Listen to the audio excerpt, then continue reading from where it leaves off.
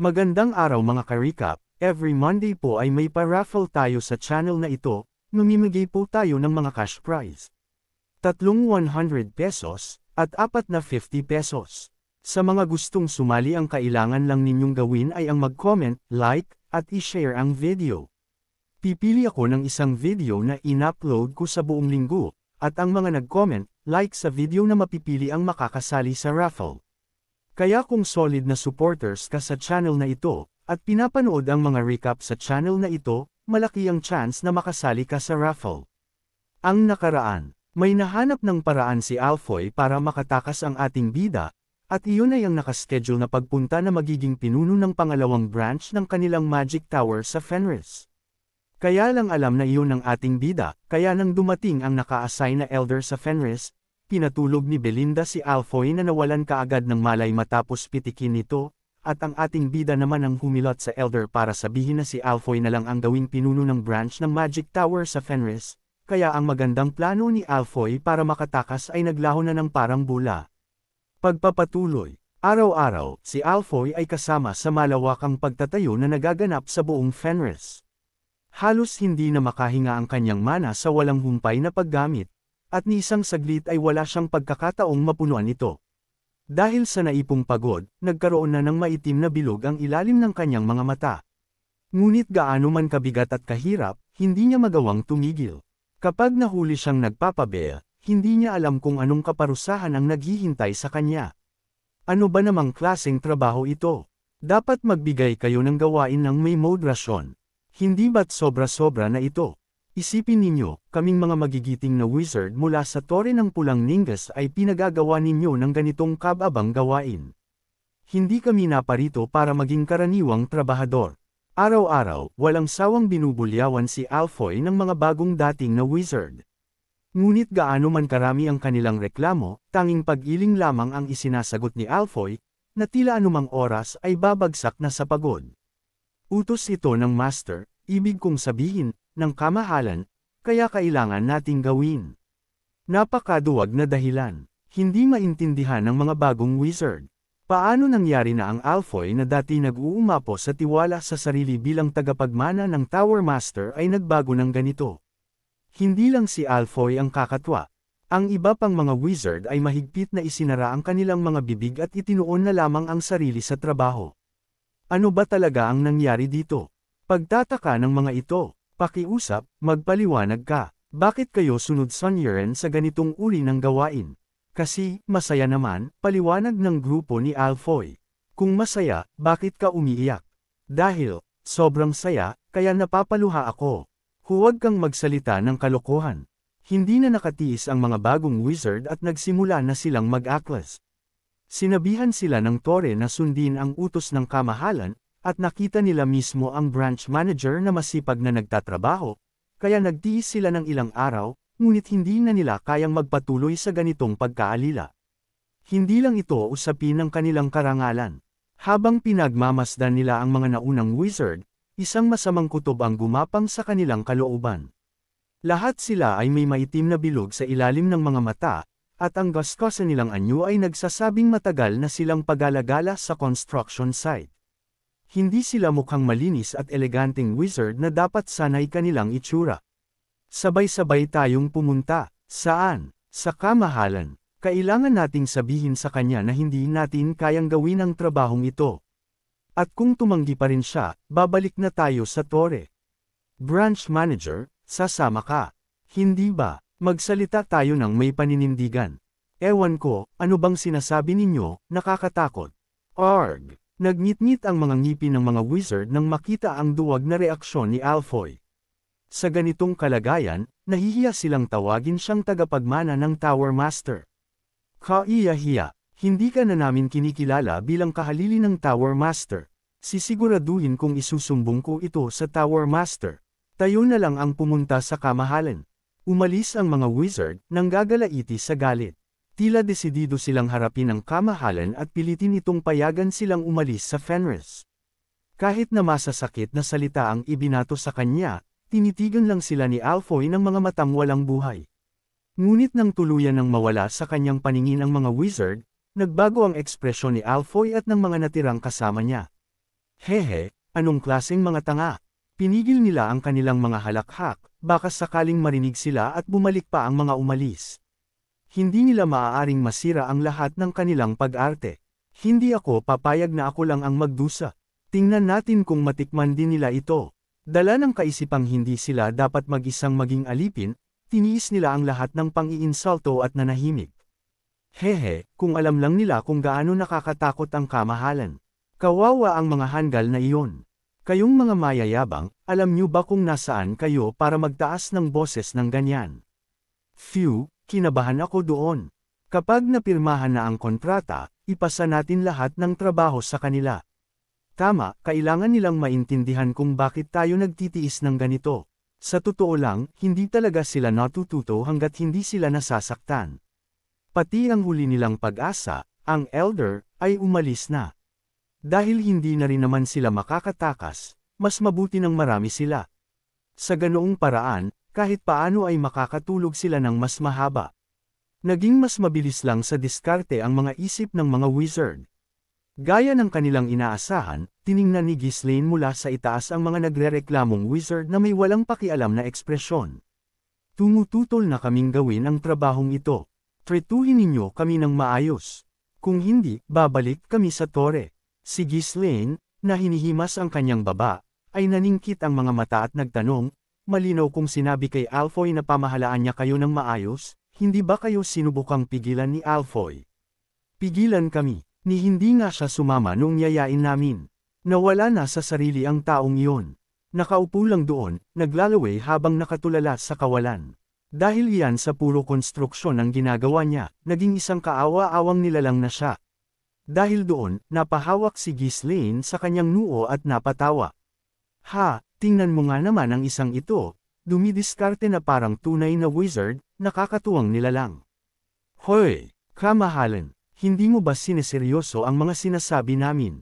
Dahil hindi maintindihan kung bakit tumatawa si Ghislaine, lalong nainis ang mga wizard, iniisip na pinagtatawanan sila. Oh, kumalma kayo. So, sinasabi ninyo na kung ipagpapatuloy ang pagtatalaga sa inyo sa konstruksyon, mas gugustuhin nyo pang umalis, tama?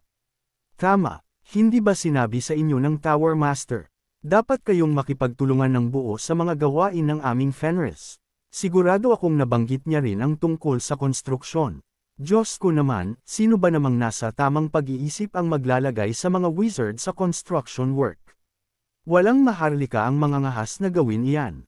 Ngunit, iyan ay isang bagay na pinag-usapan naming mabuti ng Tower Master bago pirmahan ang kontrata. Kung hindi kayo makikipagtulungan, iyan ay paglabag sa kontrata. Nag-supply ako ng maraming runestones, at tinatamasa ninyo ang mga benepisyong iyon.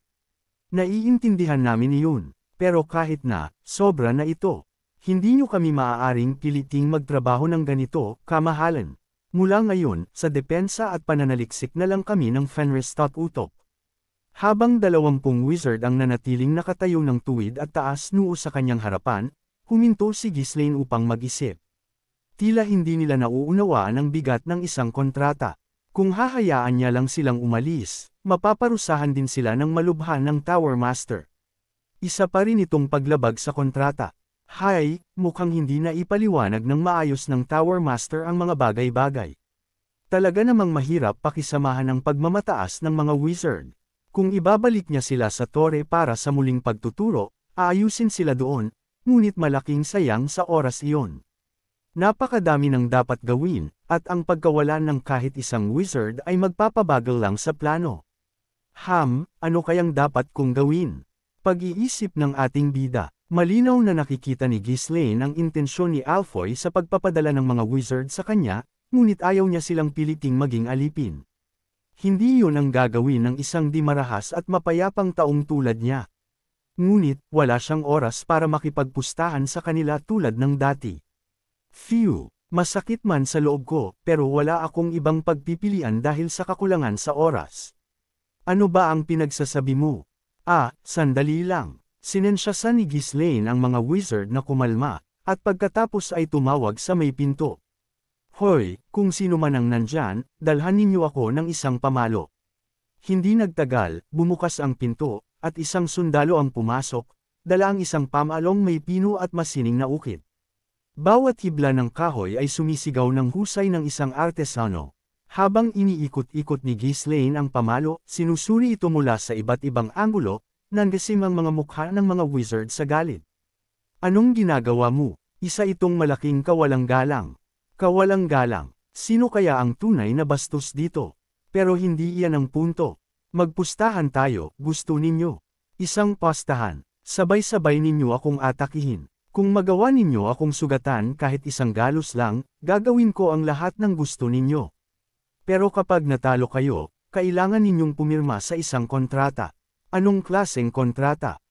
Wala ako sa mood para sa mahabang paliwanagan, kaya simulan na natin. Kung magagalusan ninyo lang ako, sisiguraduhin kong magiging komportable ang buhay ninyo mula ngayon. Bibigyan ko kayo ng gaano karaming runestones ang gusto ninyo, at sino mang nais ay maaaring bumalik agad sa tore. Nang marinig ito, nagningning ang mga mata ng mga wizard, dahil nakikita-kita na nila ang lagusan palabas sa kanilang paghihirap, na hindi nila alam ay para silang mga isda na naaakit sa bitag na nilagay ng ating bida. Sila ay mga third circle wizard lamang, ngunit 20 sila. Kahit mababa ang kanilang circle, ang ganito karami ay kayang durugan ang sinumang kabalyero sa isang iglap. Pagsisisihan mo ang mga salitang iyan. Sabay-sabay na pinakawalan ng mga wizard ang kanilang mana.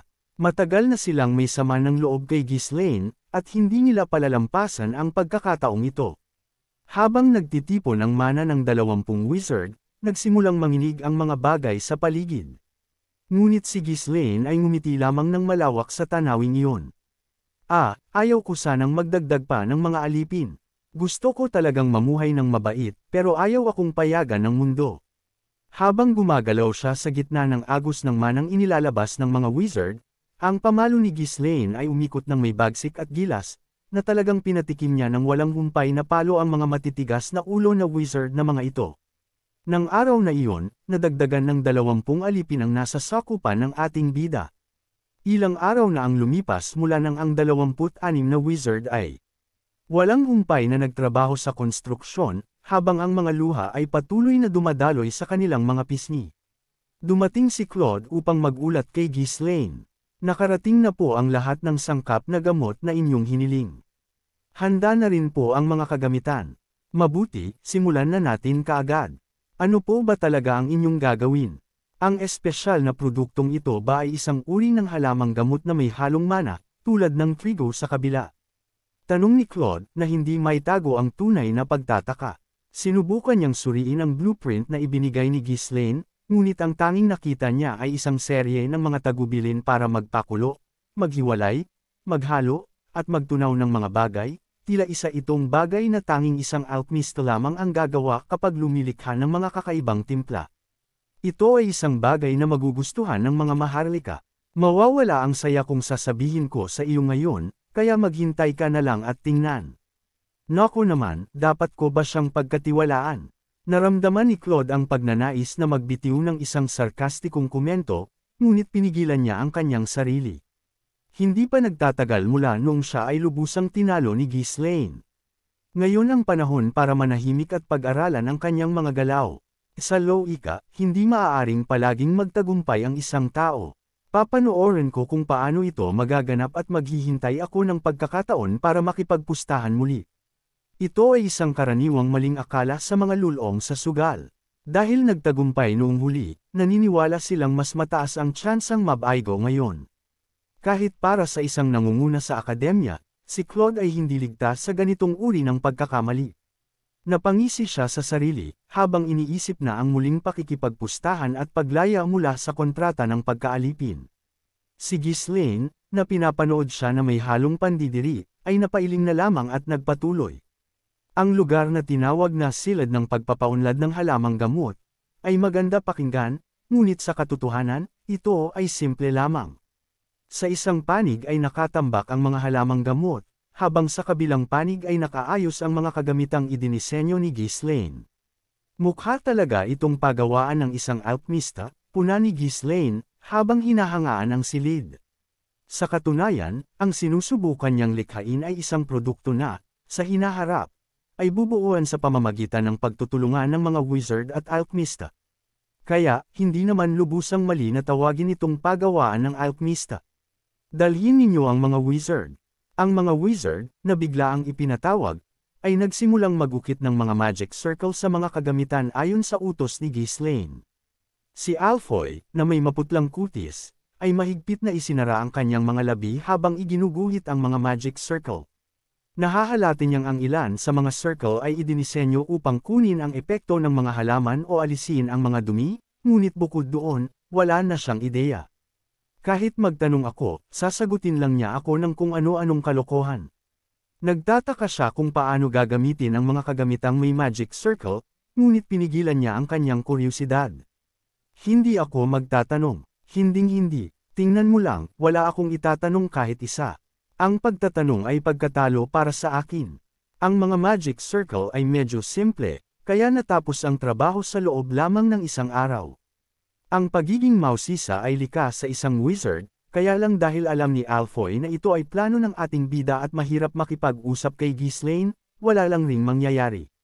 Nang pabalik na siya, pagod dahil sa malaking mana na kanyang ginamit, hindi na napigilan ni Alfoy ang sarili at napasigaw. Ano ito? Ano ang ginagawa mo? Isang produkto na kikita ng limpak-limpak na salapi. Gusto mong hulaan. Kung tama ang hula mo, malaya ka na. Kung mali, dagdag 10 taon. Hindi, salamat na lang. Hindi ko gagawin iyan. Sagot ni Alfoy, dahil ang marinig lang ang postahan ay talagang parang pinapatay na siya. Napasanggal si Alfoy, bumubulong ng mga sumpa habang nagmamarcha paalis. Talagang natroma siya matapos matalo sa unang postahan. Para tanggihan niya ng ganito katatag. May halong paghanga at panghihinayang, napailing si Ghislaine at tinawag ang mga manggagawa upang magsimula. Ang ilan sa kanila ay nag-ayos ng mga halaman, ang iba ay nagpakulo ng tubig, at ang ilan ay namamahala sa apoy. Walang ideya ang mga manggagawa kung ano ang kanilang ginagawa. Paulit-ulit lang nilang ginagawa ang kanilang mga gawain. Ano kaya ang ginagawa ng kamahalan ngayon? Mukhang sinusubukan niyang gumawa ng isang uri ng gamot. Ano bang alam natin? Ginagawa lang natin ang iniuutos sa atin. Siguradong isang bagay itong mabuti para sa katawan, hindi ba? Pagkaraan ng ilang araw, isang makapal na itim na likido ang sa wakas ay nagsimulang damaloy mula sa kagamitan sa pinakadulo. Isinawsaw ni Ghislaine ang kanyang daliri sa likido, inamoy ito, at napakunot noo. Hindi ito ang tamang kulay. May mali siguro, at hindi rin maganda ang amoy. Hindi niya nakuha ang ninanais na resulta sa unang subok. Ang pag-asa lamang sa kaalamang nakuha niya sa kanyang nakaraang buhay upang muling likhain ang isang komplikadong proseso ay nangangahulugang tiyak na magkakaroon ng mga pagkakamali. Gayunpaman, hindi gaanong nag-alala si Ghislaine. Kung tutuusin, mas madali ito kaysa sa paglikha ng isang bagay mula sa simula. Dahil mayroon siyang matatag na pag-unawa sa pangkalahatang istruktura, hindi magiging mahirap ang pag-aayos ng mga mas maliliit na detalye. Sa sumunod na mga araw, inayos niya ang mga ratio ng mga pinaghalong halaman, binago ang mga oras ng reaksyon, at muling kinabisa ang mga magic circle, umaasa sa kanyang alaala. Pagkatapos ng ilang mga eksperimento, sa wakas ay nakamit niya ang resulta na kanyang gusto. Oh, perpekto. Oo, ito na nga, sabi ng ating bida. Nang makita ang purong puting katas, napangiti si Ghislaine ng may kasiyahan. Masaya siyang natapos ang produkto, ngunit may isa pang bagay na mas nagpasaya sa kanya. Sa kanyang nakaraang buhay, ang produktong ito ang naging pinakamalaking mina ng pera ng Delphine Duchy. Habang iniisip niya ang mga taong marahil ay nagsusumikap na buuin ito sa kung saang lugar ngayon, napangisi si Ghislaine. Tingnan natin kung gaano kayo kagaling, mga hinayupak. Bagamat hindi na iyon mahalaga, dahil huli na kayo, dahil nasa mga kamay ko na ang tagumpay, sabi ng ating bida. Ano kaya itong ginawa ni Ghislaine, isa kaya nga itong gamot? O pagkain? O di kaya naman ay isang mamahaling alak? Sa palagay mo ano kayang likido itong ginawa ng ating bida? Abangan! Huwag po sana ninyong kalimutan ang mag-like, share, at mag-comment sa ating video. Maraming salamat!